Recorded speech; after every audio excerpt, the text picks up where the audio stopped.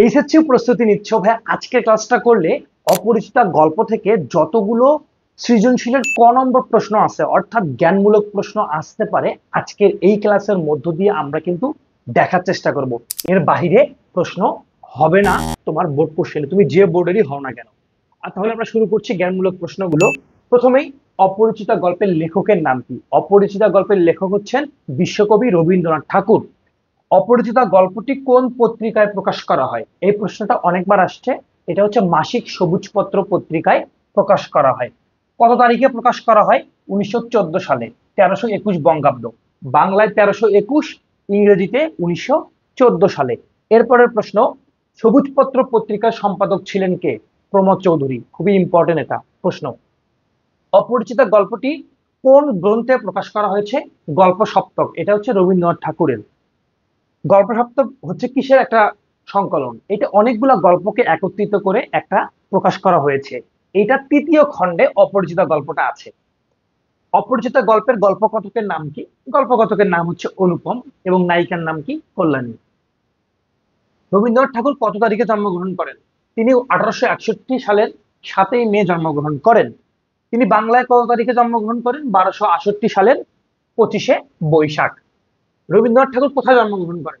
কলকাতার বিখ্যাত ঠাকুর পরিবারে, জোড়াসাঁকোর বিখ্যাত ঠাকুর পরিবারে। তার বাবার নাম দেবেন্দ্রনাথ ঠাকুর, দাদার নাম প্রিন্স দ্বারকানাথ ঠাকুর। একদম ইন ডিটেলস পড়তেছি। মায়ের নাম সারদা দেবী। বাংলা সাহিত্যের প্রথম সার্থক ছোট গল্প রচনা করে রবীন্দ্রনাথ ঠাকুর। এটা খুবই ইম্পর্টেন্ট প্রশ্ন। বাংলার ছোট গল্পের শ্রেষ্ঠ শিল্পী বলা হয়, যদি আরেকভাবে প্রশ্ন আসে এটাও আসতে পারে, রবীন্দ্রনাথ ঠাকুর। রবীন্দ্রনাথের প্রথম ছোট গল্প প্রকাশ করা হয় 16 বছর বয়সে। তার প্রথম ছোট গল্প হচ্ছে ভিখারিণী। তাহলে এই প্রশ্নটা যদি আসে, অনেকবার আসছে কিন্তু, রবীন্দ্রনাথ ঠাকুরের প্রথম ছোট গল্পের নাম কি? উত্তর হবে ভিখারিণী। রবীন্দ্রনাথের সর্বশেষ গল্পের নাম কি? সর্বশেষ, যার পরে তিনি আর কোনো গল্প রচনা করেন নাই। এটা হচ্ছে মুসলমানির গল্প। অনুপমের বন্ধু হরিশ কোথায় কাজ করে? অনুপমের বন্ধুর নাম হরিশ। এই হরিশ কানপুরে কাজ করে। এরপরের প্রশ্ন হচ্ছে, হরিশ ছুটিতে কোথায় আসছে? ছুটিতে কলকাতায় আসছে। এসে অনুপমের বাড়িতে আসছে। এসে অনুপমকে সেই কল্যাণীর কথা বলে অনুপমের মনটা উতলা করে দিয়েছে। রবীন্দ্রনাথ ঠাকুরের কোন স্থানে বসবাসের সময়টিকে ছোট গল্প রচনার স্বর্ণযুগ বলা হয়? কুষ্টিয়া শিলাইদহতে বসে তিনি সবচেয়ে বেশি ছোট গল্প রচনা করেছিলেন, এই জন্য ওই সময়টাকে বলা হয় স্বর্ণযুগ। অনুপমের বিয়ের সম্বন্ধ কে আনছিল? এই যে বললাম, তার বন্ধু হরিশ কানপুর থেকে কলকাতা আসছে ছুটিতে বেড়াতে।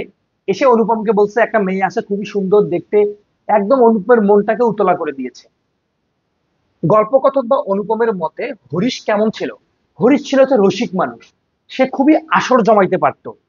রক্ত করবী, এটি কি ধরনের রচনা? এটা হচ্ছে একটা নাট্য গ্রন্থ। কার? রবীন্দ্রনাথ ঠাকুরের। অপরিচিতা গল্পে এককালে কার বংশের লক্ষ্মীর মঙ্গলঘাট ভরা ছিল? এটা হচ্ছে কল্যাণীর বাবা শম্ভুনাথ সেন। অর্থাৎ অনুপম যার মেয়েকে বিয়ে করতেছিল, যে পরিবারে, তাদের একসময় লক্ষ্মীর মঙ্গলঘাট ভরা ছিল, অর্থাৎ একসময় তারা অনেক বেশি ধন সম্পদের মালিক ছিল। রবীন্দ্রনাথ ঠাকুর কত তারিখে মৃত্যুবরণ করেন?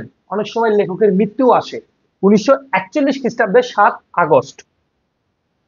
মেয়ের বয়স 15। এইটা শুনে কার মনটা ভার হয়ে গেল? কার মনটা ভার হলো? মামার। কার মামা? অনুপমের মামা।